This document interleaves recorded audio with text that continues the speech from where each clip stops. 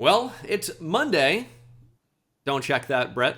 But that means another Mock Draft Monday here on the channel. And I'll tell you, the great part about getting Brett Colvin on the channel, Aaron's brother, link down below, is I get a lot of comments. You don't get Corey Trice in the first round anywhere else. So this is a perfect guest for a what would you do mock draft. We've done a lot of predictive on this channel, but we have maybe the biggest hot take anarchist in the history of the game here. What's going on, Brett? Whoa. No, Whoa. There Biggest are hot take. Chris Sims exists. He does. Hello. I'll tell you what, some of those takes age pretty well. Some of them really don't. No, that's the thing. Like not to go on a tangent. I respect Chris Sims because he's willing to have his own opinion, and I think groupthink is just the quickest way to make everybody wrong. Absolutely. But is Corey Trice spicier than Kyle Williams, wide receiver 2? Is that what you have, Kyle Williams, wide receiver 2? No, he does. Oh, I love Kyle Williams, by the way, but No, I think he's great too. I did not expect wide receiver 2. I saw that and I was like, damn, Chris, that is a fun feeling one. yourself this year. But also, Yeah. I feel like depending on what style of wide receiver you like this year, there's a lot of, I would say, there can be a lot of discrepancies about what order you're going to find those guys in.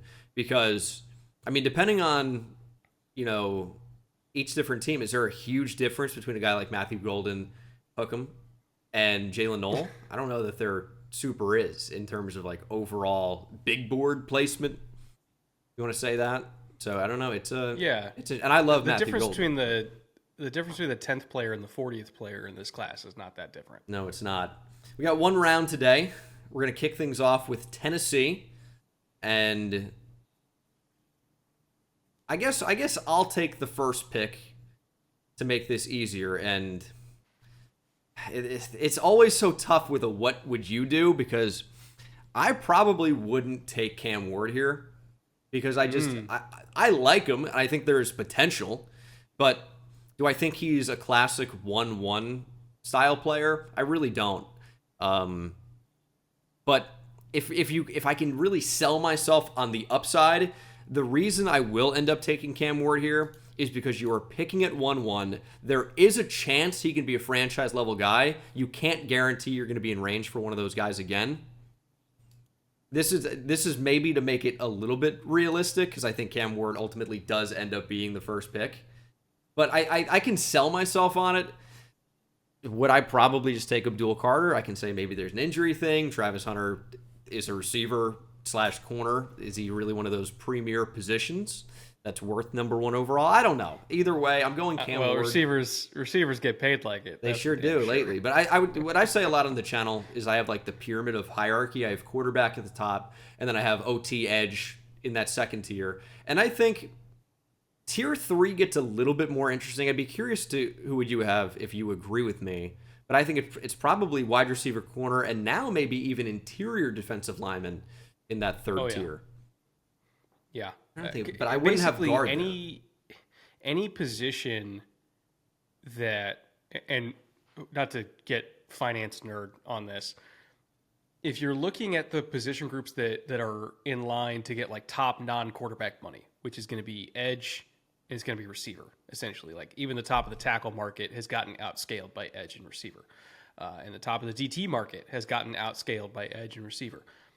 There is a competitive advantage to taking an elite receiver and or edge now, because the slotting for the rookie wage scale has not scaled the same as the top of the market for those positions, right?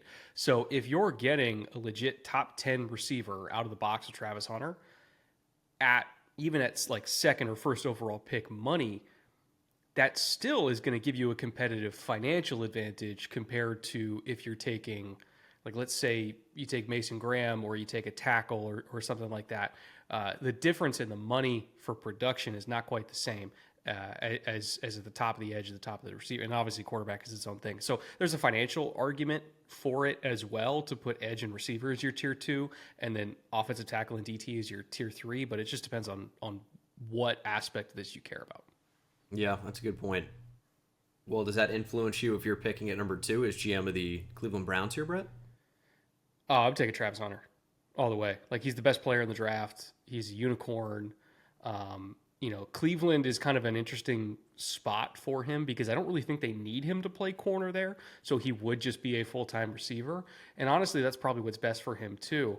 Because if we're talking about, a guy playing, at least he wants to play full-time, both receiver and corner. It's one thing if you do that in college. It's an entirely new ball game, literally and figuratively, if you're doing it at the pro level, because they play an extra 5 regular season games. So those snaps add up. Like, even if the snaps per game at the college level is higher, that doesn't make up for the gap of having 5 extra games at the NFL level, plus potentially 4 playoff games. Like, we're talking about 22 games, which he's never had to do playing both wide receiver and corner, even part-time one of those ways. So I think what's best for him as far as like durability and health and just having a good career is to just pick one and stick with it. And especially, again, if we're talking about the finances, the top of the receiver market is 25% higher, or I guess it's technically 33% higher than the top of the corner market. So financially, he'll be better off if he just sticks to receiver full time. And that's what the Browns need more from him anyway. So I think he'd step in there, probably be their wide receiver 1 in short order, even over Jerry Jeudy. I think he's better than Jerry Jeudy. And, whoever is throwing passes for the Browns this year, maybe it's Kenny Pickett. I don't know. It seems like he's got a good chance to earn that starting job, which that's nightmarish. Unless they I get guess. Kirk. They might get Kirk. I don't know. I still have like a tinfoil hat theory that. Well, he's got the no trade clause, doesn't he? So. Well, the no trade clause can be waived if he's going somewhere that's not going to give him competition to start. Yeah, right? it seems like he's just waiting for an injury, which sounds like, bad to say, but I think that's probably more likely what's happening. What's crazy is, like, we just saw an injury to Derek Carr today, the day that we're recording this. They're not sending him the Saints. So it'd be a real lateral move there. I mean, unless Aaron Rodgers swoops in and takes the Saints gig and the Steelers get cut, I don't know. It's a mess. It's an interesting spot. Yeah, Hunter, and the Browns said they view him as a receiver anyway. Yeah, it's interesting with the contracts of like Greg Newsome, Martin Emerson, things like that. But yeah, I think that's kind of the no-brainer. I think it gets a little bit more difficult with the Giants. I am just going to go Abdul Carter because I think he's clearly the best player available, other than maybe Ashton Genty. But if I'm the Giants, I feel pretty good about what Tyrone Tracy was able to do as a 5th-round rookie. And that's not to say that Genty wouldn't step in and be an upgrade, because he would be. But I think Carter is just the best player here. And if I can get 80% of Ashton Genty with number 34 in the draft, or with the 3rd-round pick, they have 2 even, I think number 99 as well as a comp pick, I'm going to be really, really happy with the available running backs at either of those picks. I'm going to be super happy. So if you want to go, classic running back by committee that we see nowadays, I don't need to take Ashton Genty here. And I really wouldn't consider almost anybody else. So to me, this, I think, is clearly Abdul Carter. I get the whole quarterback thing, Shedeur Sanders. You bring in Russell Wilson for a year. This is Joe Shane, GM of the Giants, Brian Daboll, coaching and managing for their jobs. Bringing in a quarterback at 3, especially one that is not a super elite prospect, to be QB 2 or 3, even behind Jameis Winston, doesn't make any sense for me for a team that's actually trying to compete. I think Carter is an instant impact playmaker. Now, there are, as I'm sure you'll agree, some schematic issues that would come up with taking a guy like Abdul Carter. Are you going to be able to defend the run? Well, exactly. But are you going to be able to defend the run with Brian Burns and Abdul Carter at 250-ish pounds for each of those guys against Philadelphia with their size, and with just anyone that you're going to play? This is not exactly a strong side, weak side type of problem. You got 2 basically weak side defensive ends. I know it's a 3-4, but you get the idea. I don't know. It seems like not really a great fit, but Carter can also play off ball and be great. I don't know that I would be doing that with him at number 3, but I think he's got that type of flexibility. But for me, same thing with what you said about Travis Hunter at 2. He's clearly the best player here, and when you're factoring in positional value, it's a no-brainer. You can get anything back for Kayvon Thibodeau if you're going to go that direction. I'm not going to say, let's make a trade. Drafted Abdul Carter, let's get Thibodeau, out the door for a fifth or whatever it would be. It wouldn't be a tremendous return, I don't think. So, cross that bridge when you get to it. But I think in the draft, especially inside the top 5, top 10, take the best player, the most valuable player there, and you'll figure out the rest of the pieces. But I don't think there's a different direction the Giants could possibly go here. I get why some would say Shedeur Sanders. I don't think it can be in consideration. I really don't. Will it be? I'm sure it will be, but I can't possibly do that if I'm the Giants at 3. I was talking to a coaching buddy of mine recently, and he made a point. That was just a few months ago I was talking to him, and he made a point that really stuck with me because I was thinking about Abdul to the Giants, and I was like, he's another Brian Burns for them, and we love Brian Burns, and who wouldn't want to have 2 Brian Burnses? But then you bring up the run defense thing, and he's like, hey, as long as we hit a certain total tonnage on defense, however we distribute that weight, as long as we hit that threshold, that's what we're looking for. And so, it comes to Abdul Carter and Brian Burns together having 2 smaller edges. And he's like, you look at Highsmith and Watt and Herbig as their rotation. It's like you get the tonnage from the interior in Pittsburgh, right? And so he's like, if you're taking Abdul Carter, you're just gonna have to redistribute that weight somewhere else. So you're looking at like a Tyreek Williams top of yeah, and this is a great class to get interior defensive line. Williams is arguably the best true run defender in this class. And would you be upset, Brett, with a Jordan Phillips down the board or a CJ West? You wouldn't be. You wouldn't be. No. I would love it. And again, if we're building a run wall, and we've seen this also with Tampa, where it's like we got Vita and I think Raheem Nunez-Nojez, New York Giant legend now. Is he there? Yeah, last year. Oh, how about that? But again, if we got 2 guys that are 320, 330 plus on the inside, like we're still getting that weight from somewhere. It's a fair point. So I think you can make that work. Yeah, I wonder if what the wide zone teams would do though. I feel like you could still probably abuse that. I think you'd need not necessarily I'd be thrilled with a Michael Hoyt playing outside linebacker for me the way some teams have it, but that can work. But 290 pound. You need outside your linebacker. Edges. So if you're going against a wide zone team and you have 2 essentially nose tackle body types, which Dexter is so good that monster, he kind of cancels some of this out.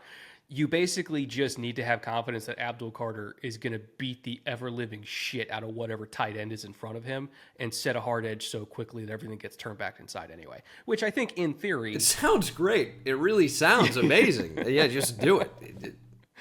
Yeah. Punch the tight end in the face and then, I don't know, try to force everything back. Cutback lane can't develop if you have to cut back immediately. There you go. So sounds easy. I like it.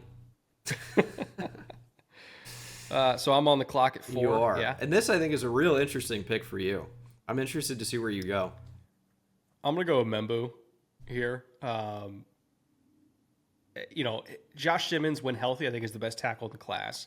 But he is coming off a fairly significant knee injury. I know he did have a pro day, and he looked really good at the pro day. But, I can't believe it, right? Like, we're talking about patella injury, and he's doing mirror drills. Like, it's crazy. But at the same time, I'm trying to be safe with it here, and Membu is just a monster in his own right, athletic freak. He's long, he's polished. I really, really like Membu. I think he's a day 1 starting tackle for them, and they absolutely need that. Are you trying him on the left side, or are you just saying we know you can play right tackle, play right tackle? It's saying we'll figure out left tackle scary though. It is, but at the same time, I think it, again, not to go on another tangent. Which we love them. Your audience might get used to that today. You're seeing the playing field, or rather the importance, get leveled over the last 10 to 15 years between left tackle and right tackle. To the point now where the top of the market for those 2 positions is almost exactly the same, if not a little bit higher for right tackle, because some of the best tackles in the league that have gotten paid, Lane Johnson, Penei Sewell, Tristan Wirfs once upon a time before he moved over to left.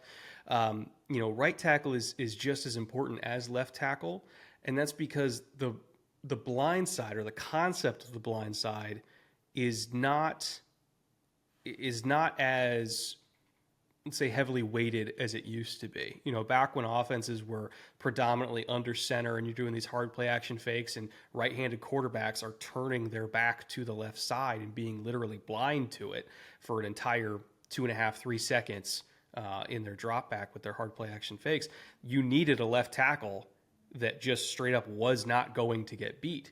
Now, when most offenses are operating predominantly out of the gun, very few are, you know, taking the majority of their snaps under center. And even if they do, it's like 55%, not 85%.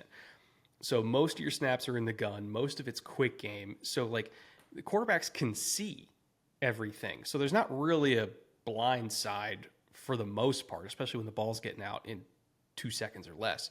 So I just think offenses structurally have changed to now where left tackle and right tackle are equally important.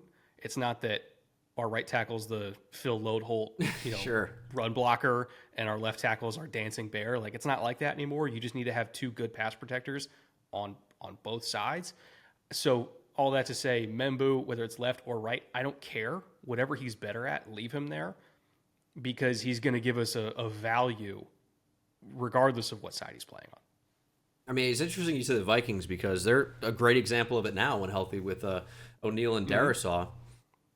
I'll tell you. Yeah, you basically have 2 left tackles, essentially. The Jags are an interesting pick here at number 5. I may have gone Membu if he was available here.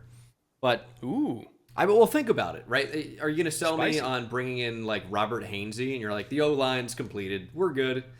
I don't know that that's the guy, right? They did something else, too. But, like, I think you have 2 tackles that are upgradable right now. I think Walker Little may play left tackle, and then obviously spent a first-round pick on Anton Harrison, but we're not talking about him as one of the best tackles in the league already, obviously. So that could be in play. I know what you would do. We talked about this maybe a week or 2 ago about Ashton Genty at 5. Yeah. I'm not going to do that. I'll tell you. I just can't. Why not? I can't, because I think ETN is fine enough. I'm not taking Genty at 5. I can't do it. He has 1 year left on his deal. Like, we're talking about a running back who is fine that has 1 year left on his contract. You're going to get 6 years of contract control with Genty, and he's better. You can't sell me on it at 5 here for Jacksonville. I'm not. Oh. I just think there are way too many other things for a team that, in theory, I know it's the Jags, buy into it every year. I could look at all the players they brought in, but I think they are getting closer in a bad division. Like, is Tennessee taking down the title of the AFC South this year? They're not. Are the Texans beatable despite being the best team in that division? Yeah, they're beatable. Yeah. They are the best. Yeah. I think we would all agree, but they're beatable. And King's a shit mountain over here. How you doing? Well, we'll see what a non-Bobby Slowick offense looks like. Could be a huge upgrade. But also, you may see different problems emerge, right? And they've had so much regression in that receiver room for one reason or another, which sucks. But I mean, the Texans are beatable. The Colts are obviously beatable. For the Jags, with an emerging like top 10 receiver in Brian Thomas. And I believe in Trevor Lawrence. They bring in, I guess Diami Brown. I don't really care about that. I feel like the offense does need a boost here. I know Mason Graham's available. I'm gonna mix it up today. I know Jags fans are not gonna like this either. I'm gonna go Tyler Warren. You lose Evan Ingram. I like Tyler Warren as maybe the best available receiver here. And I know for his size, you want a little bit more in the run game. But you know what? 6'6", 260, like, figure it out. I think you can coach that up at the next level a little bit more. The fact that he's able to do all the different things he can do on offense really intrigues me. I mean, there's a wildcat quarterback that looks like Jeremy Shockey down the field. I love Tyler Warren. Is it a bit steep for a tight end? Is it early here at number 5? Yeah, I'm sure it is, but it's like, oh, how can you take... This is a comment I got last time I tried this like a month or 2 ago. How can you take Tyler Warren at 5 or wherever when Brock Bowers went at 12? This isn't last year's draft. It's different players. It's different situations. Also, I'm telling you right now, you're not that far off. Like, it's not as unrealistic as people think. Is there a conversation to be had that Tyler Warren's a top 5 player in the draft? Yes. Absolutely. Yeah. So is it weird that a team that cleaned out their entire receiving core minus Brian Thomas, obviously. I guess they still have Gabe Davis, but I mean, I really couldn't care about less the about day that at is all. saved. We have Gabe Davis. No one's ever said that. I don't know why, dude. Obviously, there are a ton of problems with Madden, but this guy was like an 85 overall in the game. I'm like, how is that even possible? Are you kidding me? I swear to God, like a year or two ago, I'm like, there isn't a planet that the guy that shouldn't be playing on the Bills should be getting a monster contract to go to Jacksonville. Anyway, that's a conversation for a different day. But I just think it feels like it makes sense to me here. And I get the whole Mason Graham thing. And I like Mason Graham. But I think given how good this interior defensive line class is down the board, I feel better about waiting on that position. I know it's a tight end at 5. And you have a great group of tight ends. Mason Taylor, Colston Loveland, obviously, but you're not really going to be in play for him unless you take him at 5, I don't think. I love Elijah Arroyo. The tape is a little bit weird, but that's one where I look, okay, you know what? Terry McLaurin wasn't a huge, amazing film guy, and then he goes and is unguardable at the Senior Bowl. And it's very different than like Calvin Austin was unguardable at the Senior Bowl. This is a guy who's winning on the outside versus a guy that's dominating in the slot in one-on-ones. But anyway, Arroyo looked really, really good, and I think, given more time to grow, that's a 6'5", 250 that's going to end up being quite a good receiving threat. He's someone that moves like he's like 230. He's like Darren Waller-ish, kind of. That's what you're hoping from for, a receiving right? profile. Yeah. Anyway, I feel like I've justified this enough. You're either going to like it or you're not. I get the whole... No, I love it. It's a tight end. I love it. I get the whole, it's a insert position instead of actually analyzing the player. That's very easy to do. Same thing with the helmet conversation. Oh, Ohio State quarterbacks never work out.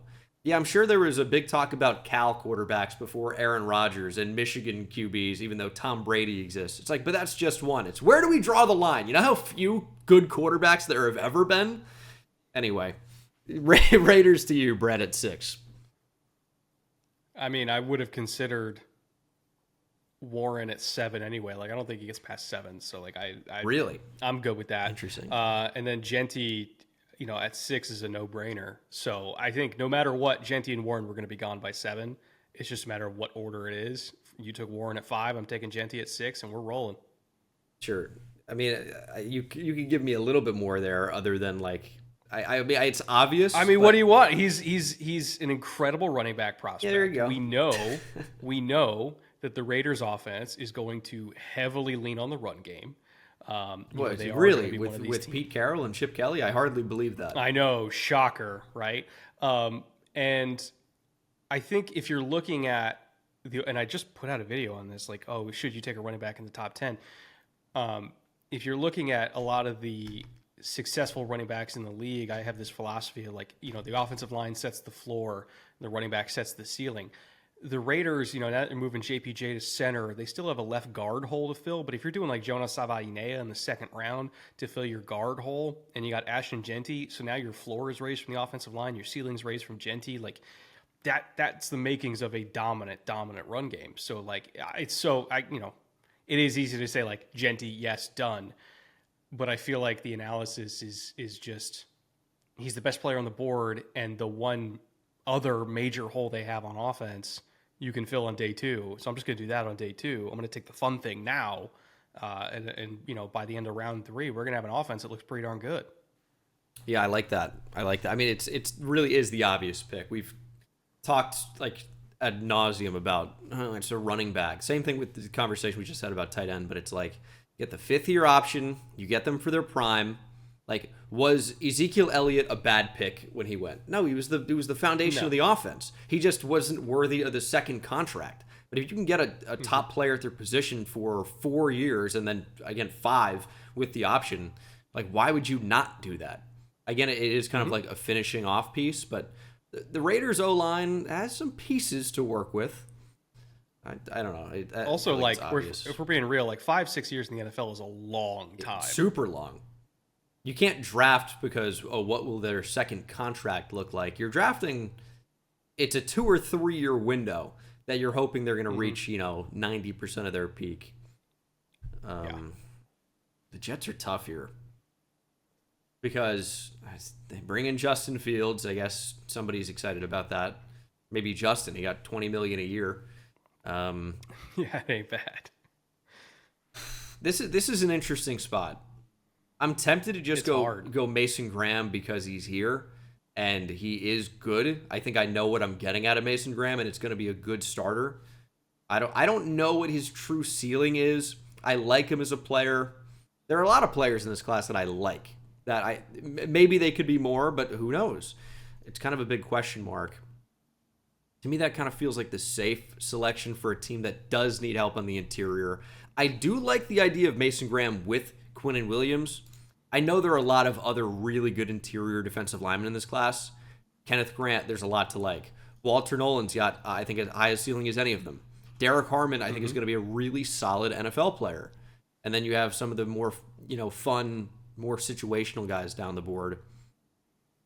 I don't know. I could consider Teteroa McMillan, but again, there are a lot of good receivers in this class. I don't know if there's necessarily a great one. Maybe I will go T-Mac here. He might be in that conversation for best available. I guess I'm going to do it. I think he's going to be a nice combination with Garrett Wilson in this scenario. And is it a waste with Justin Fields at QB? Maybe.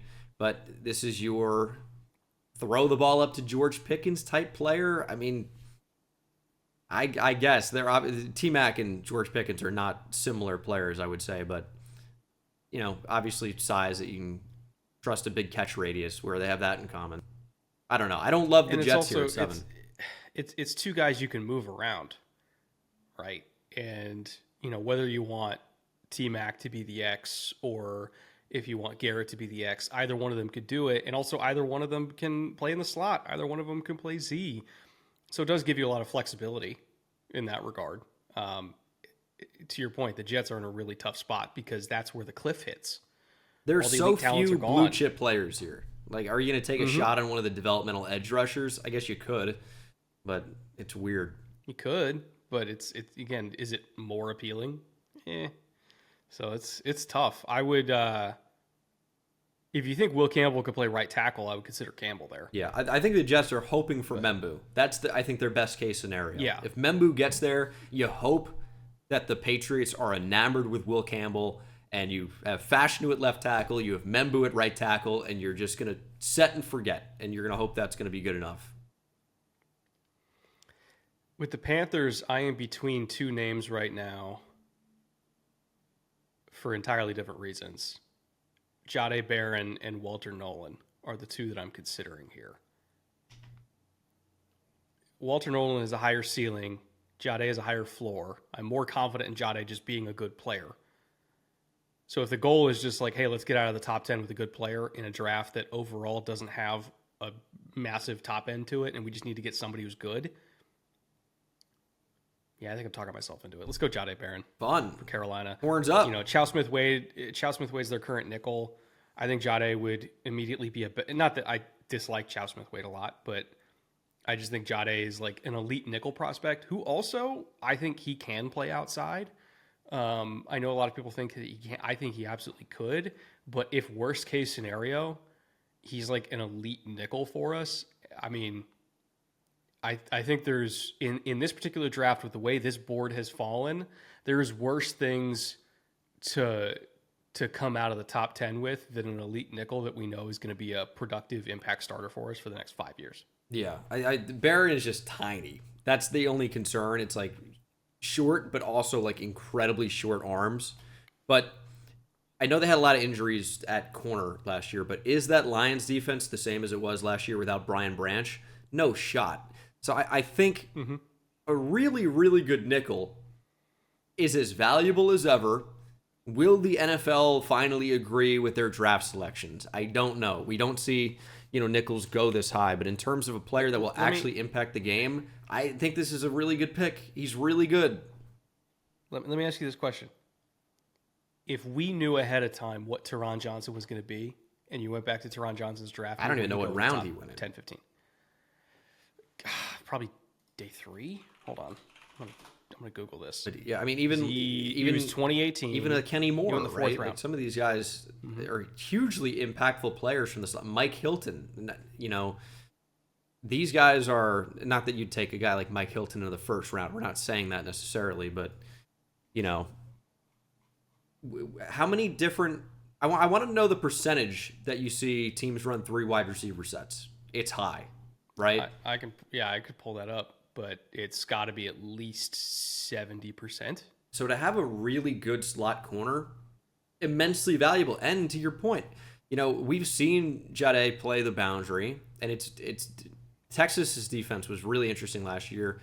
Kwiatkowski did a great job with it, but you know, Jade's in zone coverage like 90% of the time. So is that going to be an instant transition into the NFL? It's going to be, you know, depending on what team he goes to, if he's going to even be able to match even close to that percentage if he were to play the boundary. But if that's going to be your base nickel, if you're going to, you know, because teams run base nickel defenses nowadays, and then he moves to the boundary, like you could do that. Can I give you a stat? Let's hear it. Panthers were 10th in zone coverage last year at 82%. It's pretty good. Be a pretty good fit. So it's like, if he played 90% at Texas, it's only going down 8%. There you go. The NFL. There you go. Saints at 9. I like the way the board has fallen for this team, to be honest, because I think their needs are really directly in line with the available talent. I'll tell you who's really interesting to me here is Will Johnson for a team that lost Paulson Adebo. Will Campbell, I can make a really good argument there to keep him in the boot. I can make a good argument for Mason Graham when, you know, Brian Brzee, I think, has left a lot to be desired, and you kind of have a lot on the interior that, you know, could use upgrading. But also, you know, Brandon Staley comes in, 3-4 defense. Don't really have the personnel there already because, I mean, look at what Dennis Allen was doing. It was 270-pound defensive ends. It was a requirement, pretty much, right? I mean, you look at everyone there. You got to be at least 265 pounds, it seems like, to play defensive end for him. A little bit different in the Brandon Staley defense. Do I just push Jalen Walker here? What would I do? That's the question. In terms of the best available player, I really think it depends who's picking, to be honest. I'm going to go Mason Graham. Again, I just think he's going to be a good pro. I know you're not that high on him as a player. I think he's going to be good.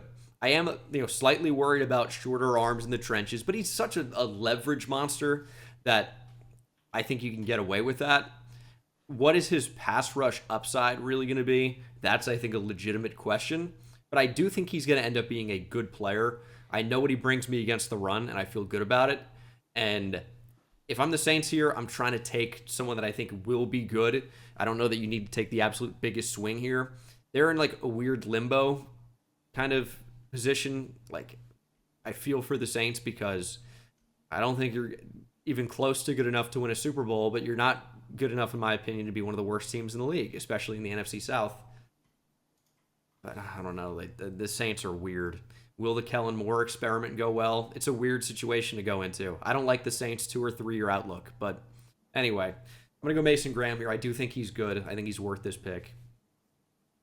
Are you worried about any sort of crossover between him and Brian Brzee doing the same thing? We're done with Brian Brzee, really. I think he's been super disappointing, and he's got an expiring contract here in the very near future.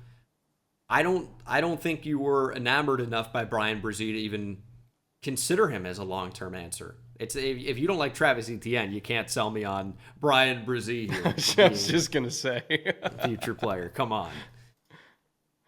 Okay. And I like Brian Brzee coming out. I really thought he was going to be a difference maker. I think it's been unfortunate up to this point. I mean, if you're drafting a year ahead, definitely makes sense. That also then helps out the Bears at 10. And I'm just zeroed in on Will Campbell there to play left tackle for me. Not a Braxton Jones believer? It's not even that I really dislike Braxton Jones. It's just that, like, when we're seeing Dan Moore get 21 million a year, and we just know what the tackle market is at this point, I just got other stuff I got to spend money on, and I don't want to spend it on Braxton. So I'm just going to do the Olu Fashanu, path here. Take my left tackle a year ahead of time, and like it also insulates us from injury, which this Bears offensive line, if we know they're good at one thing, it's getting hurt. So if Braxton gets injured, or really if either of the tackles gets injured, we could throw Will in there. I think he can absolutely play guard. I haven't seen him.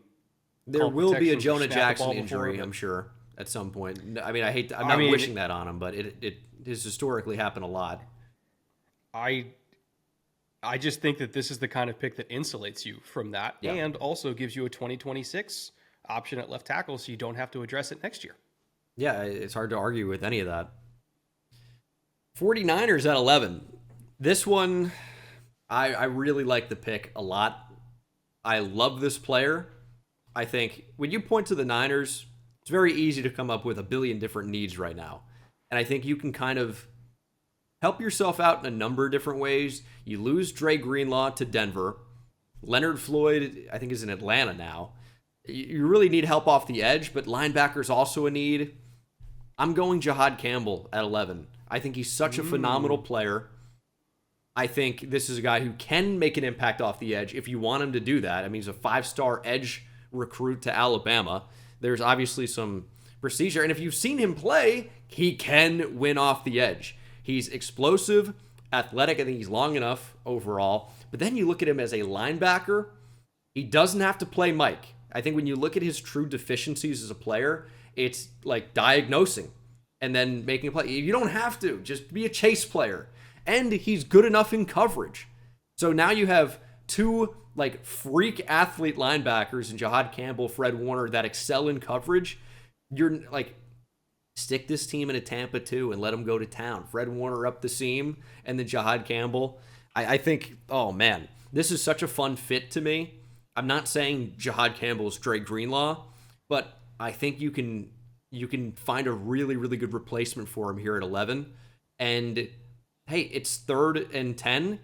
You can have Jihad Campbell drop back into coverage and take that away, or you can set him loose off the edge and you can disguise different looks. You don't know if he's coming or dropping back.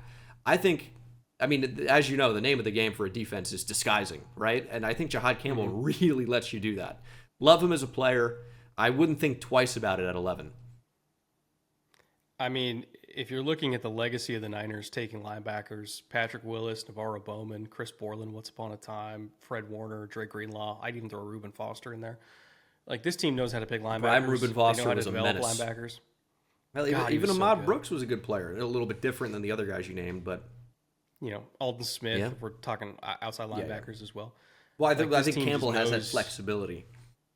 Yeah, absolutely. Like, you want to play Sam, you can play Sam. You want to play Will, you can play Will. Like, he's that kind of guy, and I trust Robert Saleh to develop him. So I'm on board. I think a lot of Niners fans would take issue with it because they're thinking corner or defensive line, but I'm just thinking defense, period, for them. So I'm in the business of taking good players, and I think Jihad Campbell's going to be really good. well, I'm in the business of taking good players at 12 as well. And? So bring me Matthew Golden Ooh, hook 'em from horns. Texas to be CeeDee Lamb's new running mate. I think he reminds me so much of young Brandon Cooks, and I will he ever be like a true number one in the league? I don't think so, but at least like a top tier number one. I think he's in that like Zay Flowers type tier where it's like he can be your number one if you need him to be, but he's best as like a 1B or a really high end 2. And CeeDee Lamb's there, so he doesn't have to be a high-end 1. He can just be the high-end 2. And I think he would thrive there. They absolutely need somebody like him. And, whether he's playing outside or inside, I don't really care. It's just kind of you play him wherever CD isn't, and he's going to get it done for you.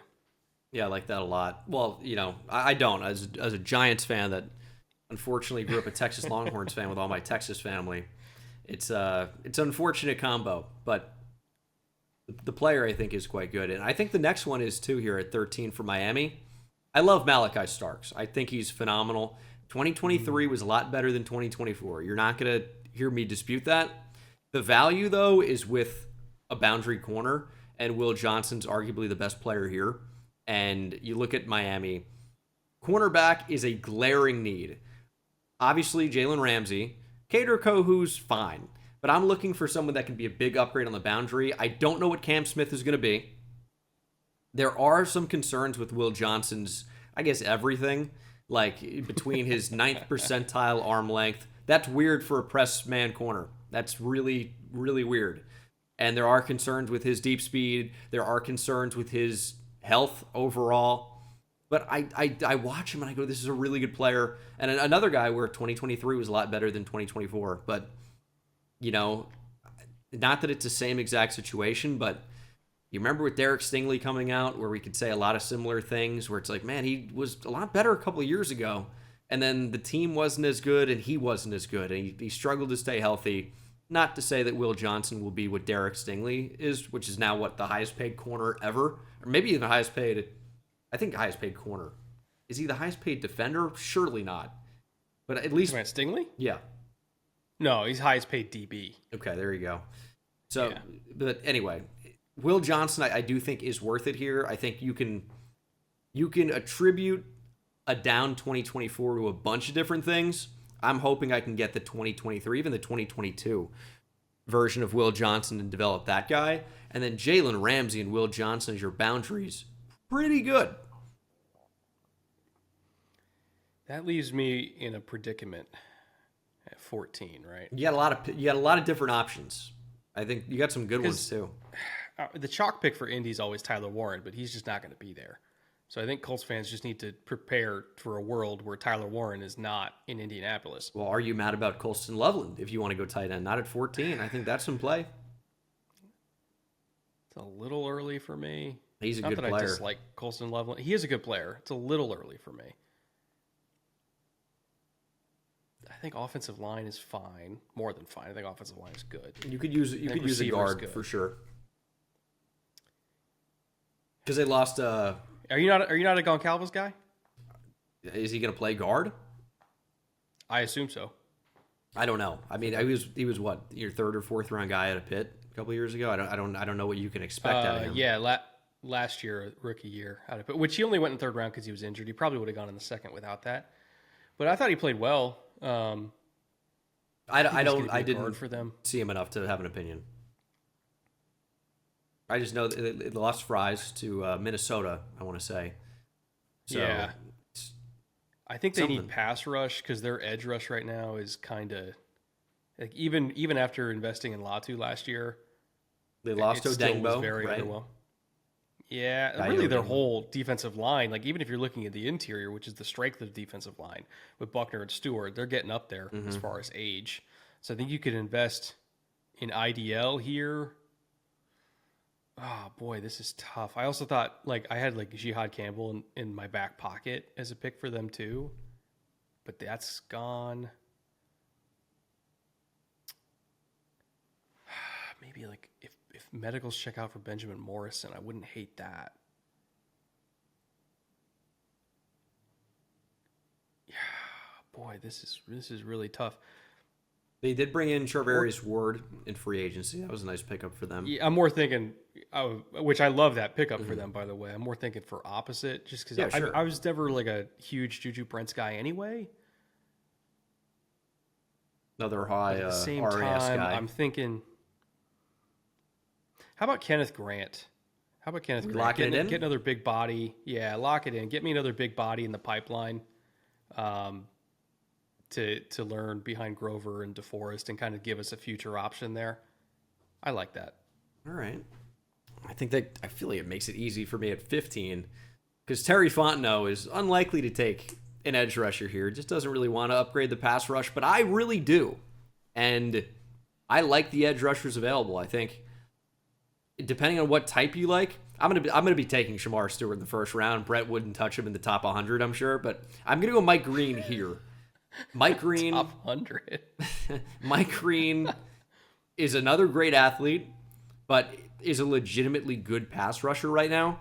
And for Atlanta, again, you have kind of like maybe the same type of conversation that we talked about earlier with the Giants, with Carter and Brian Burns, a little bit undersized. Yeah, Mike Green and Arnold Ebiketie and Leonard Floyd is a lighter group of edge rushers, But there are ways around that, like we talked about with that Giants conversation. Mike Green's really good, and I'm trying to upgrade the pass rush. Get someone that's a really good pass rusher. I feel like that's kind of a no-brainer. I mean, I don't hate it at all. I am curious because Atlanta's just one of those teams where like off field really matters to them as far as who they draft. I wonder. This is what I would do. I don't give a damn. Yeah, that's true. That's true. That's true. So you just have no morals. I get it. Well, we don't know. We can't say. I'm not gonna sit on here on Mock Draft Monday and talk about potentially real or not claims. I don't know. All we can say is allegedly and move on. This is a football channel. Yeah, you'd like to think everybody's a good guy and everybody's not, but bottom line is these guys are going to end up going and getting drafted. So we'll see. He can rush the hell out of the passer. I'll give you that one. There you go. For Arizona, boy, this one's also really tough. I kind of like Walter Nolan there. Because his upside is absolutely immense. I think learning under Calais Campbell and kind of just seeing how to be a pro from Calais Campbell and Dalvin Tomlinson, I think would be a great environment for him to kind of turn into the player that we think he can be. Yeah, to turn it back on you, this is another team, Monty Osenfort. Is he going to take a guy with character concerns potentially? Yeah, Brad, how do you feel about that? And that's the thing is, but I think there is a difference between maturity issues and character concerns. Well, yeah, I get that. I would do it. We're locking it in? Yeah. He's really good. Can be. Really fucking good. Bengals at 17. Do I just go Malachi Starks and forget about it? I really do like the idea of adding another good interior defensive lineman, and they are kind of flying off the board. Again, this is a really good class for that, so we don't necessarily need to do it here at 17. And I do prefer Malachi Starks to Nick Eamon-Wari, who I also think would be in play here. But again, this is what I would do. Jalen Walker would kind of be fun. I don't know how long he's going to last in this. I mean, this is about the range where I would be comfortable taking a chance. I mean, we've left Shamar Stewart here. I really like Malachi Starks. Again, I think he's going to be a good player. 2024 was not as good as 2023, but he was wearing like 8 different hats in the Georgia secondary. I think this is your traditional prototype free safety. I think he's got Pro Bowl potential. You want to use that term on him. I think he's a really good player. How high does a safety go? How high does a safety go that isn't a freak athlete coming off a down year? There are questions about that, surely, but if I'm calling the shots here, I think this team has really, really, really missed Jesse Bates immensely. Now, Al Golden comes in. Maybe he prefers, to bring Xavier Watts to Cincinnati, but I'm taking Malachi Starks here, and I'm feeling good about it because I think he's a really, really good player. He's one of the safer picks that I think you could have made. And again, we're sticking to the theme of just draft good football players. Can't go wrong with Malachi. And I am jumping for joy because I was worried you were going to take Gray Zabel, and you didn't. So bring me Gray Zabel for Seattle. They desperately need a guard. I think Gray Zabel is the best guard in this class. I think he starts immediately for them, and I think he probably will start for them for a very, very, very long time. Honestly, he's one of the only players in this class, or only offensive lineman in this class, that I think could play all 5 positions. But for Seattle specifically, he's a guard. Yeah, I mean, the 32-inch arms on him are going to probably... I mean, this is swing tackle. If you need him to, you've seen him do it. It's like a Joe Tooney type thing, sure, where it's like, if we are screwed at tackle, like we can put him out there. But his best spot is guard. For sure. Bucks at 19. Again, you can go a lot of different directions here. I do want to improve off the edge. We're running a 3-4. Joe Tryon-Shoyinka is obviously not the answer. But I do like, James Pierce Jr. as a potential replacement there. Or just, more speed, more youth bringing into the team as well. Pierce Jr. is a monster pass rusher. He's got elite explosiveness off the line. And I don't know. I hear things about the character where he's potentially not going to go in the first round, maybe even not in the top 40 or so picks. But again, like we've said, there's a difference between character and maturity issues. Sure. He kind of more sounds like maturity than character, which I'm more willing to bet on, right? Yeah, I really like him. I think safely a first round talent in this draft, and that's not to say first round talent overall, but I think he's one of the easier guys for me to say that's a first round player in this draft. I get that he's a little bit undersized, but so is Mike Green. James Pierce Jr., he is a guy that can get after the QB. Those are the guys that typically get paid. I'm trying to avoid that and just draft him at 19.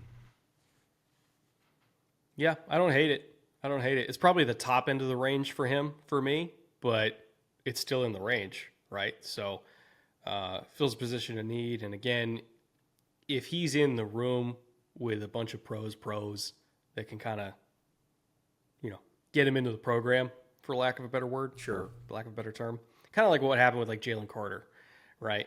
Went to Philly, surrounded by a bunch of really, really good professionals as well as former teammates, and we kind of got to see the best of Jalen Carter. Like, I think it just depends on the room with guys like that. 20 for Denver. Is it too chalky to go Amari and Hampton here? Because I can't think of anything else I'd rather do. Well, it sounds like it's Amari on Hampton at 20. And it's an easy pick, right? Like, they need a running back. He's the best one. He's one of the best players in this class. Like, what more do you need? It's almost like an Ashton Jetty type thing. Like, I don't know, take the good player. How about that? Yeah, I definitely do like that. Steelers at 21. It's interesting they have tackle as a need. I really'd be surprised if the Steelers went that direction here at 21. We just haven't seen Troy Fautanu really play, but you got him, you got Broderick Jones. I feel like try to figure that out for a year or two before really deciding that you desperately need a tackle. I'm absolutely not considering a quarterback here. I wouldn't take a running back here, especially not with Hampton off the board. So I'm really thinking about help on the interior defensive line. I really like the idea of adding Derek Harmon. But if you're this team, you're probably looking for more of a nose. You're hoping that Kenneth Grant gets here if you want to take an interior defensive lineman. I know you have a nose there right now, but I think they want to kick him out to 3-tech. But, I mean, with Derek Harmon, Keanu Benson's going to stay at nose tackle. I might just go Nicky Manwari. I just feel like he feels like a Steeler. He's a really good athlete. He's a ball hawk in the secondary. Or at safety? I'd be playing him at strong safety. He is good in the box, but I don't think he is as good against the run as I would want. Like, I think, as weird as it sounds, like, I mean, even Billy Bowman. If you wanted to go like the Divine Diablo route with him. Here's the thing is, I think Divine Diablo was a safety at Virginia Tech that wasn't a safety. And they're like, you can play linebacker, figure it out. Nicky Manwari maybe isn't like the absolute best and too high, but I think has legitimate cover ability. And I think for like a super like twitched up, big muscular athlete, you think, okay, the lateral ability wouldn't be so good, but I think he's able to move pretty well for his size. He's able to carry routes vertically. I think his change of direction's pretty good at that size. And I mean, the ball skills are legitimate. So I don't think this is a traditional like money backer type player. I think it's easy to see the size and the athleticism and say, okay, he goes in the Divine Diablo, Dayon Buchanan bucket, even whatever Isaiah Simmons is. I have no idea. Mark Barron. Yeah, exactly. Right. I think even Warrior is a legitimate defensive back that has, obviously like close to modern linebacker size. He is really good in the box. I think they're going to figure out a way to use him. I like him a lot as a player. I think I'd be shocked to see him get out of the first round. So I think 21 is a good spot there for a team that has added DK Metcalf. We'll see. What do you think? Does George Pickens get traded? That would be interesting. Like they got an AJ Brown draft night type deal. Yeah, it would have to be a draft day trade based on like somebody who's on the board, right? And then Hollywood Brown once upon a time got moved that way too, where it's like see who's on the board, then make a deal. If he gets traded, the question is like traded to where? Like I'd happily take him on the Giants. I'll tell you that for free. Usually that receiving room, George Pickens, Malik Neighbors, Wandale. George Pickens and Malik in the same room. Oh yeah, two dogs, dude. That's all I care about. Interesting. Go catch the football and don't get interviewed. Ever. It could work though. It could work. Stylistically, like schematically on the field, it would really work. I feel like, but oh, for sure. I'd be curious to see if Pickens would want to go play with Russ again. The 2 peas in a pod. All right, 22. Well, better to play with Russ than Justin Fields if you're trying to produce. Russell Wilson will give you opportunities.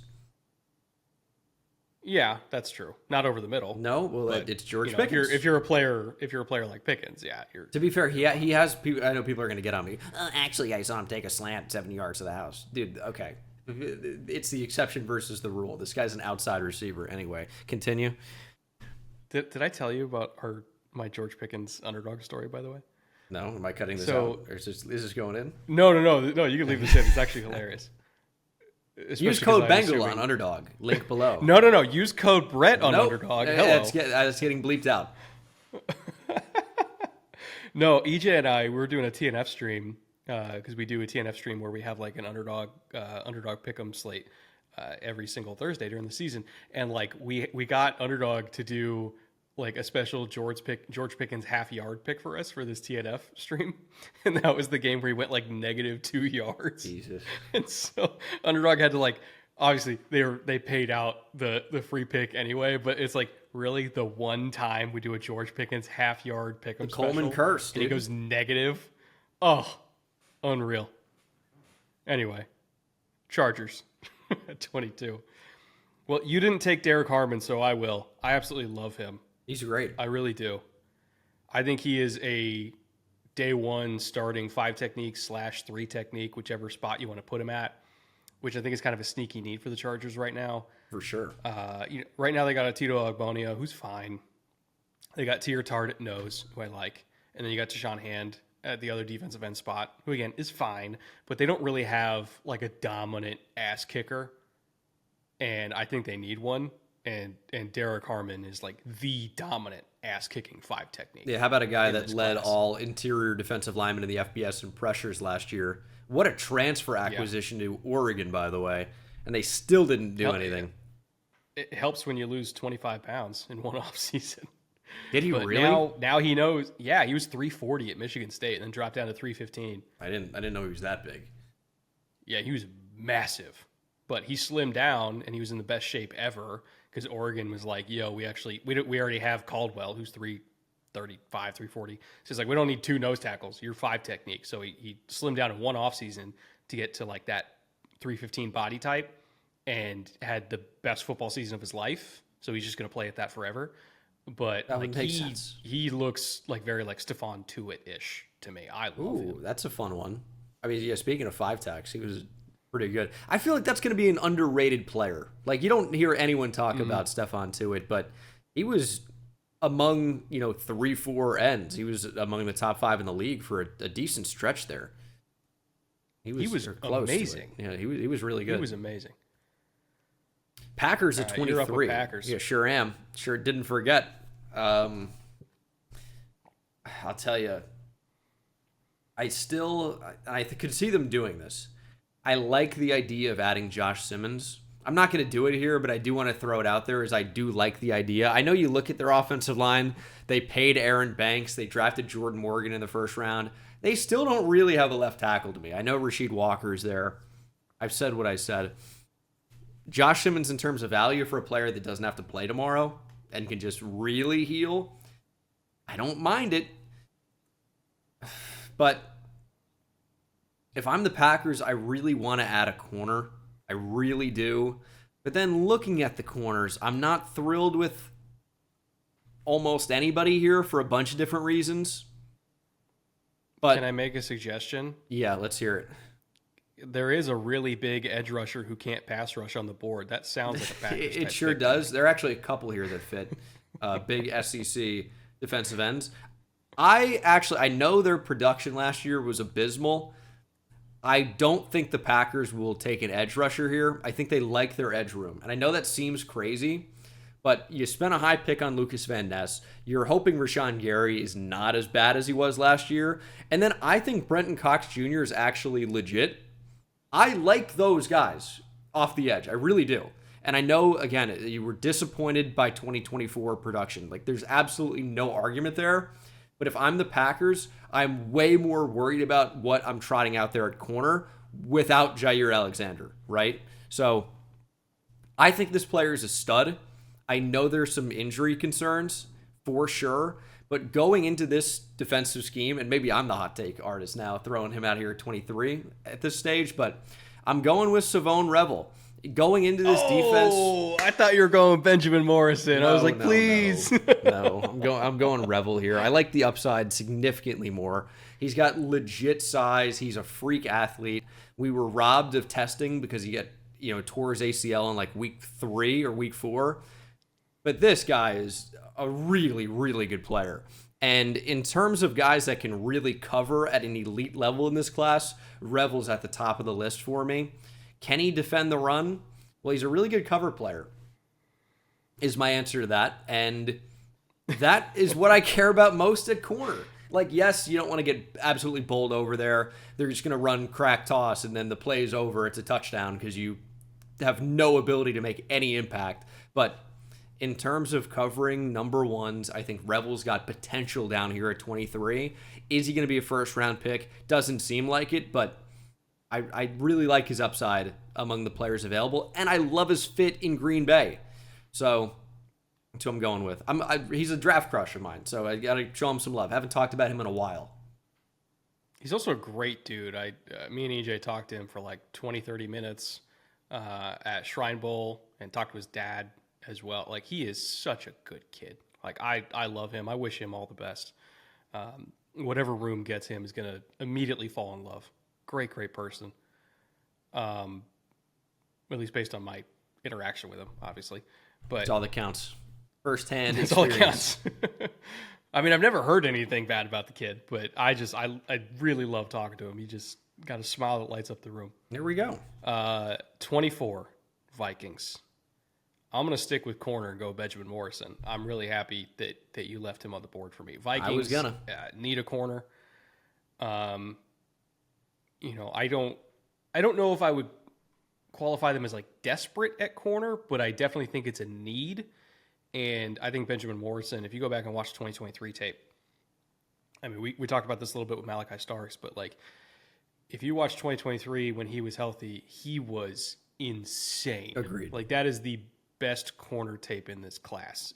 Over Will Johnson, over Travis Hunter. He was nuts in 2023. Of course, injury cut his 2024 short. He did come back and get cleared already for whatever that's worth. The shoulder seems to be nagging. If I remember correctly, that's been a persistent thing, and that does concern me. It's shoulder, it's hip. Like, if he falls to late day 2 because of injury, I would understand why. All it takes is one medical staff to clear him and say, like, no, he's good to go, and then he's going in the first round. Like, he is that good.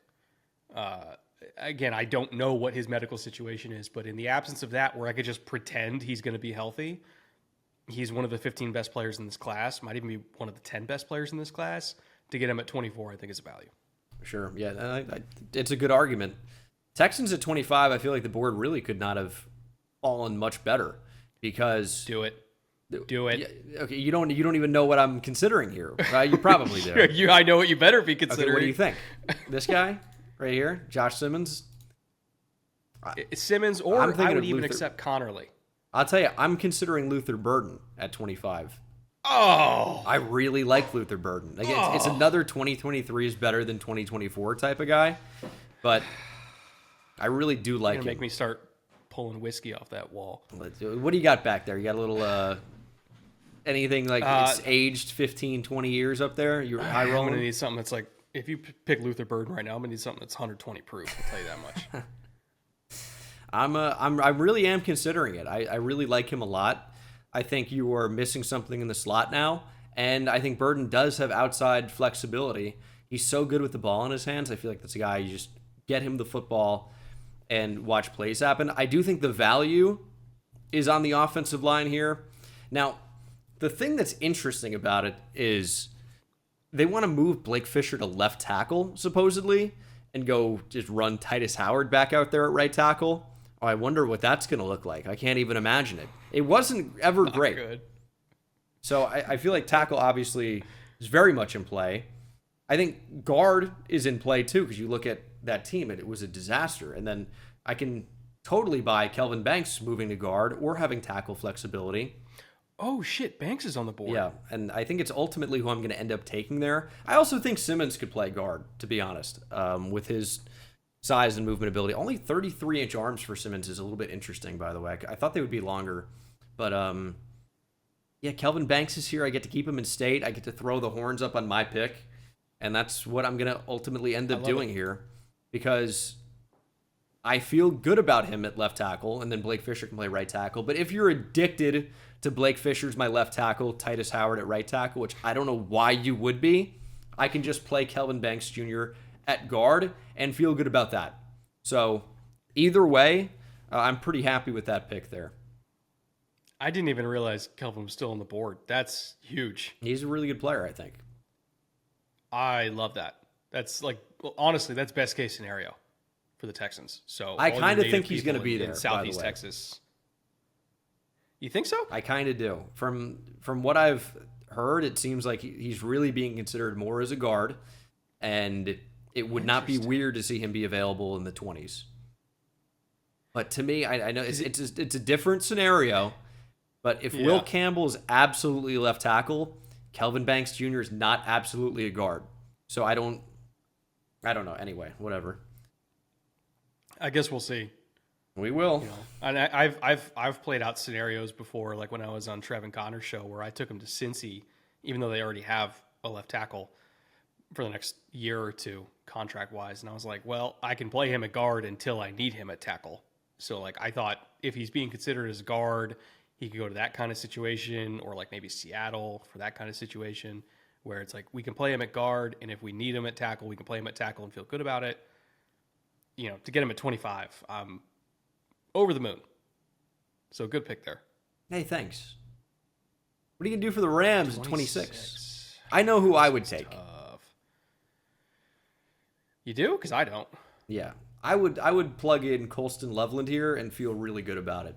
But I like him a lot as a player. I don't know where you are on him.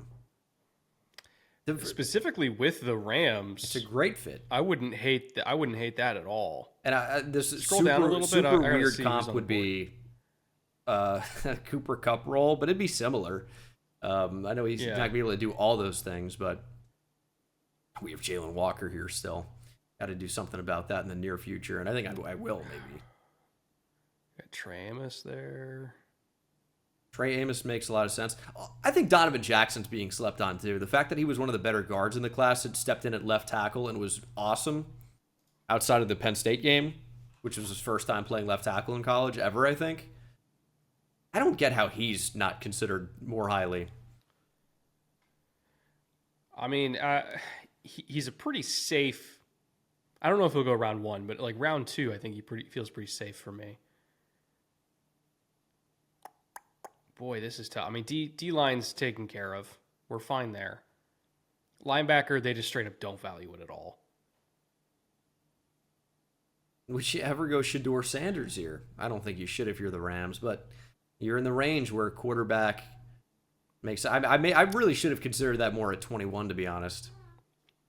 And, again, I don't have that high of a grade on Shedeur, but as far as, like, environments to develop in and get value out of him, the Rams are a pretty good spot for him, right?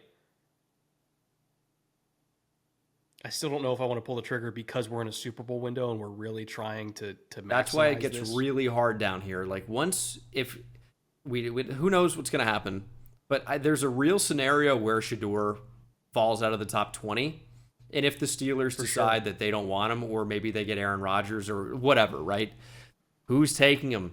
Not the Chargers, not the Packers. You'd really assume not the Vikings, not the Texans, maybe not the Rams, because they're in the window where they've got a really young ascending defense and some talent on offense, and still Matthew Stafford. What can you get out of him? The Ravens wouldn't, the Lions wouldn't, the Commanders, Bills, Chiefs, Eagles, you'd assume all would not.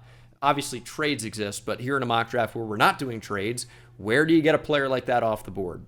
It's tough to find a spot. Yeah. It would, in the real draft, it would have to be a team coming back up, of course, to get the fifth-year option. And that's probably not going to happen until 30, 31, yeah, 32. Browns or something moving up, I think would be heavily considered here.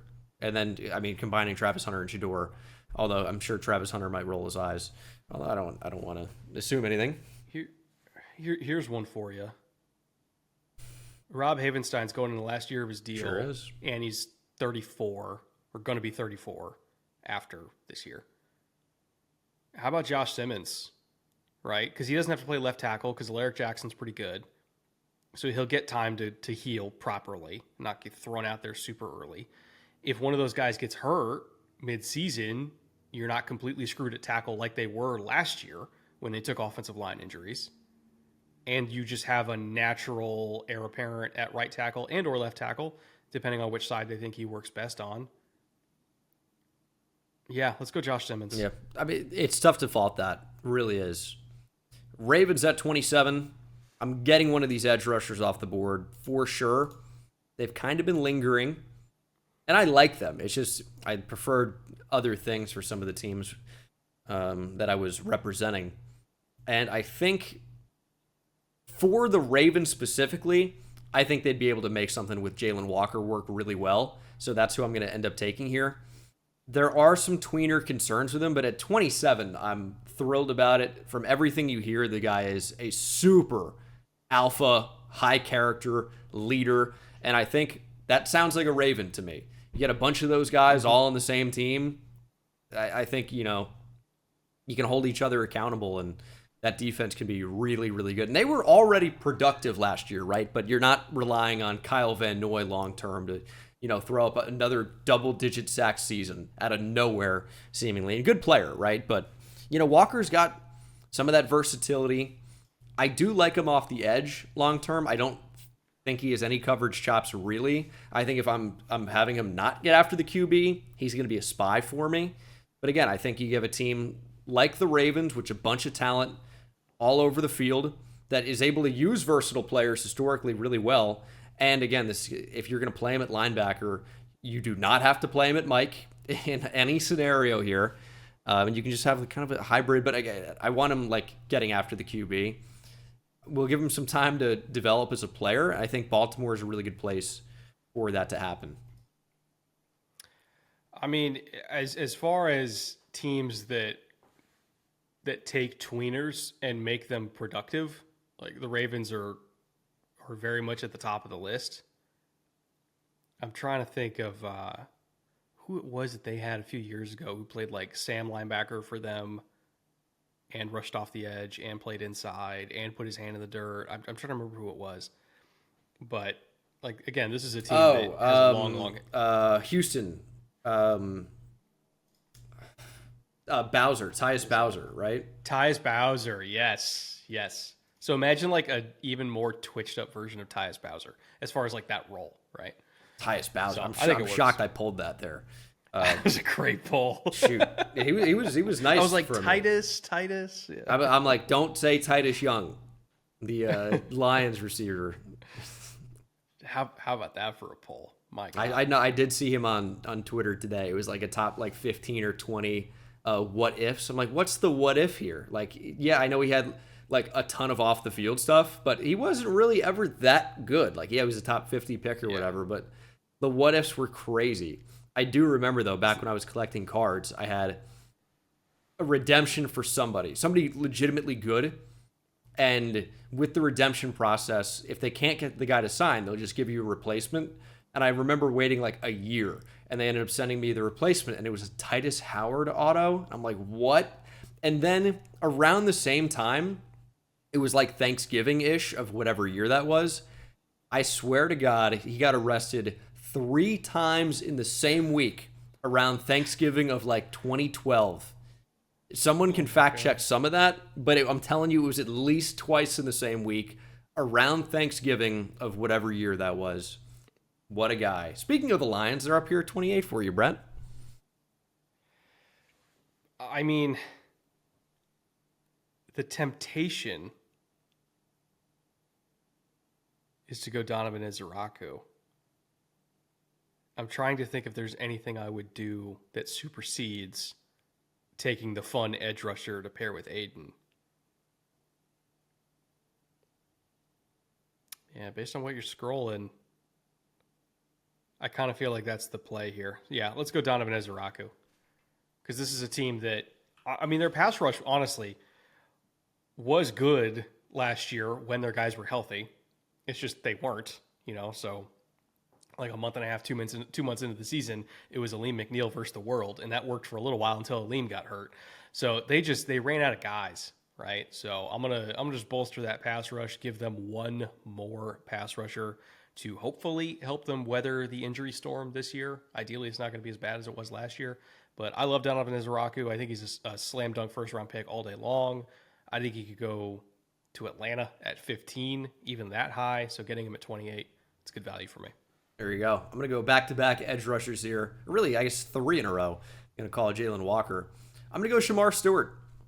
I know you're not especially high on him, but again, it's a very different type of situation. But I will say, for a guy that really wasn't tasked with a whole lot of true one-on-one, off-the-edge type situations at Texas A&M, this guy's a lot of 4-eye, a lot of like defending zone read, a lot of setting the edge. I think we really saw what he could do as a pass rusher in the offseason. And I know it was for a day or two at the Senior Bowl, right? But I think his body type was very different than even what we saw on film. This was a guy probably playing at 280-ish pounds that was now down under 270 for the offseason. And he still, at whatever weight he was playing at A&M, you saw flashes of unbelievable athleticism. And yes, if he's a good pass rusher, why doesn't he actually rush well, right? I get that. I totally do. I'm going to jump you on that, right? But I'm going to play my Uno reverse card or my Uno, this guy moves different card. And sometimes there's just a guy that moves different. And I want to be able to develop that guy. At 29, it is an absolute no-brainer for me. Because if it doesn't work out, fine, we tried. We took the generational athlete and we couldn't really develop him. But what I do think you're getting is a good day one run defender off the edge. There was a weird, like, misleading stat that got put out there that showed that he was one of the worst run defending defensive linemen in the class, which just isn't true.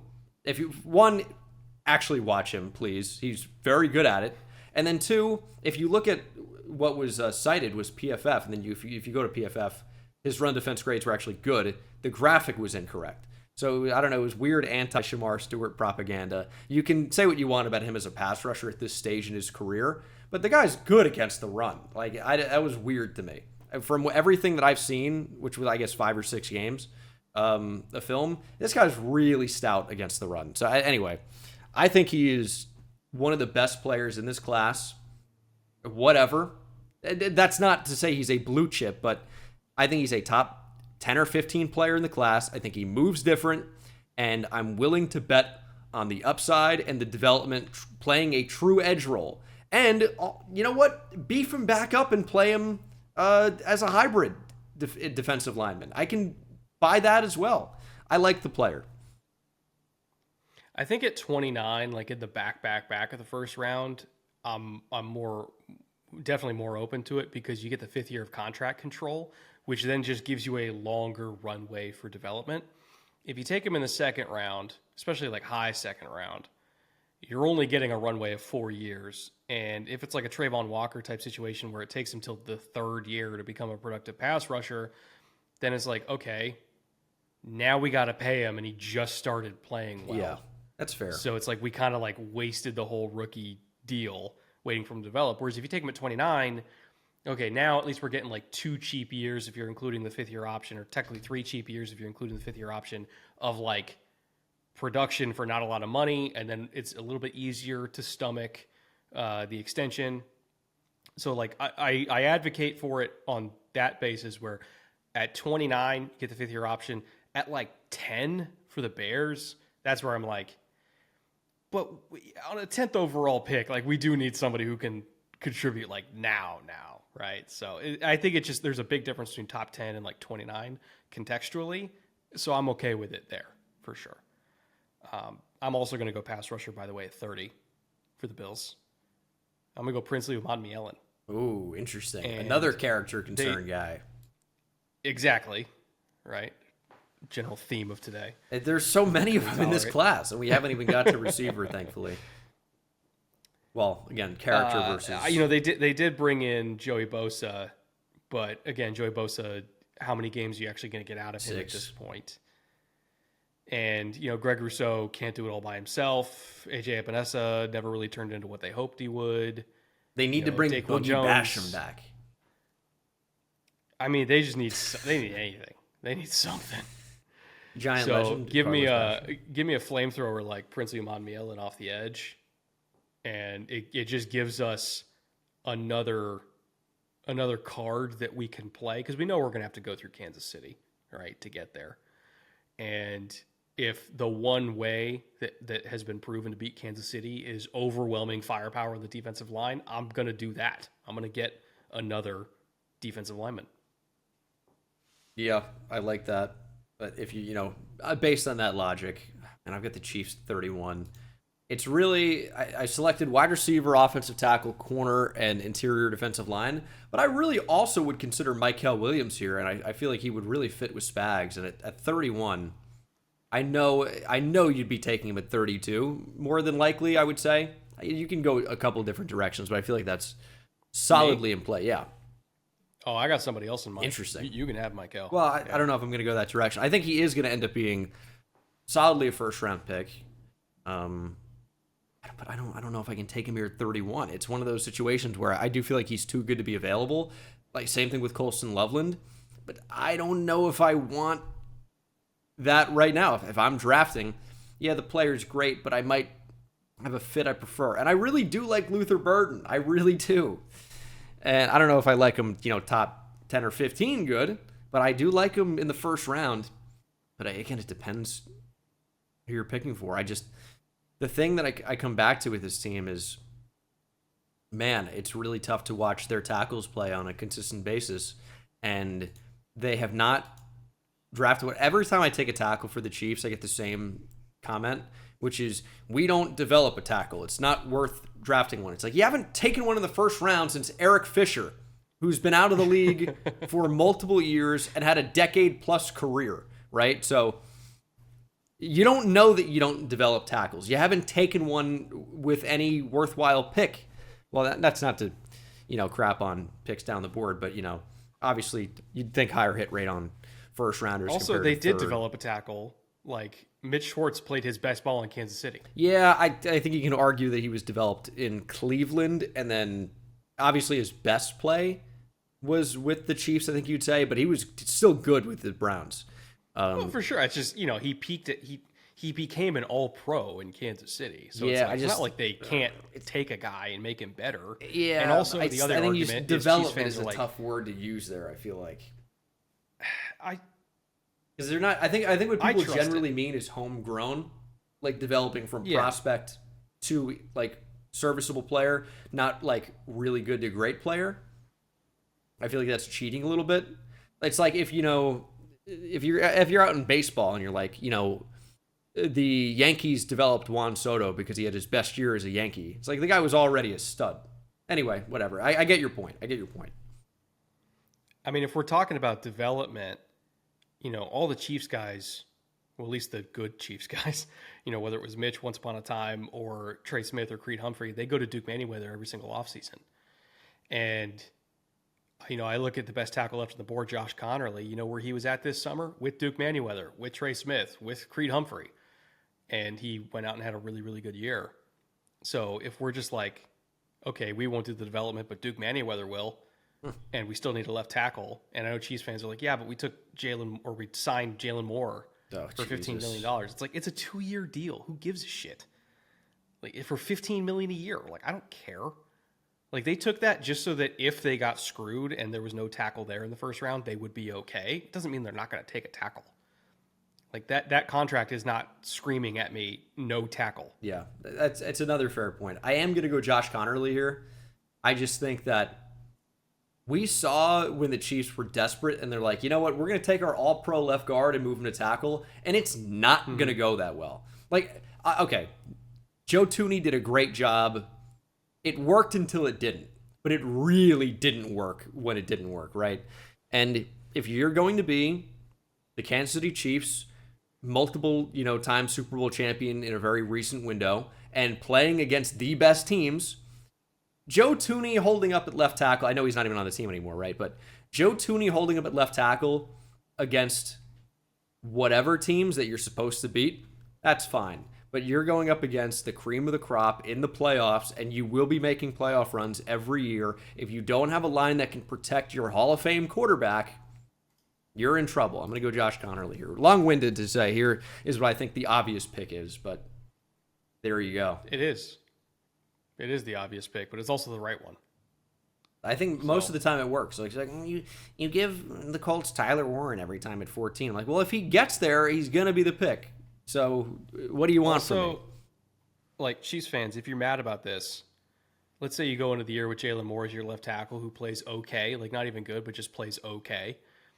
That I think is best case scenario, by the way. Right. You get to December and he gets rolled up on a run. All of a sudden, you're staring down the barrel of going on a playoff run with like Ethan Driscoll as your left tackle. Or kicking. You want to do that? Out. Like, it's not ideal one way or another. Yeah, just I don't know. Take the good player at premium positions. How about that? Yeah, people even got mad at me for giving the Chiefs Gray Zabel because Kingsley Suamataia is slotted in at left guard because they said he was gonna be. I'm like, oh, excuse me then. Let me completely take that pick back. Like, sometimes good players drop and you take them and they're better than what you have. And it doesn't matter. It's like, oh, the GM said they weren't going to take an edge rusher in the first round. Oh, I guess I won't even consider it then. Those guys never lie. It's like you don't reveal your entire hand and then stick to it no matter what. Anyway. Draft season's always funny to me because, like, we only absolutes out, right? It's only absolutes. And then, we twist ourselves into knots to justify every single move that gets made. And then you get to Halloween and your quarterback takes 8 sacks and you're like, God, why did we do that? Like, what were we thinking going into the NFL season with like one good tackle and one okay tackle and nobody at depth? Why did we convince ourselves that was a good idea? I don't know. It's a long season. Build for depth. 100%. You could never have enough good offensive 32. linemen, corners. Yeah. These are important. So you said you had one lined up here at 32. Yeah. Never having enough good corners is a great segue. Trey Amos, bring him to me. I think corner's a sneaky need for the Eagles. They did take Quinyon. They did take Cooper DeJean to be nickel, but Darius Slay is gone, and they need somebody for the future and the right now, opposite of Quinyon. And it's a similar kind of thing. Like, if Quinyon gets hurt, who on this team is going to stop literally any of the top tier outside receivers in the NFC? They don't have anybody. So I think having one good corner is great. Having 2 good outside corners is better. And having 2 good outside corners and an elite nickel is how you win back-to-back Super Bowls. So give me Trey Amos. There you go. A lot of Ole Miss representation here in round 1, and none of them, thankfully, are named Jackson Dart. No disrespect, but let's be serious, people. Brett, I appreciate you joining me. Where can the people find you? You can find me over on my YouTube channel, which is just my name. For now, working on a little bit of a rebrand, by the way, for next season. Really? So more on that later. That can Probably only shouldn't go have said well. anything, but it's okay. It's okay. We can leave that. No one's watching at this point. We got 6 people. I know, everybody already clicked off. Or actually, counter, they've clicked to the end, and everyone's seeing this. Because they just wanted to see who took what. Well, if you hate this, you can also go to our podcast channel, the Bootleg Football Podcast. You can yell at me there. And we're going to be doing live streams during every single round of the draft over on the Bootleg Football Podcast channel. So we're doing like 17 hours of live streaming, no commercial breaks. Are you streaming the draft? Every year. So we're competitors. Yep. Damn. I don't know if I'll Remember, everybody. It's tough to sit through Use the promo thing code for Brett me. on Underdog That's Fantasy. getting bleeped Don't out. use. It's code Bengal. Code Brett takes the money out of your account. Thanks for watching, guys. I'll see you in the next one. Take it easy.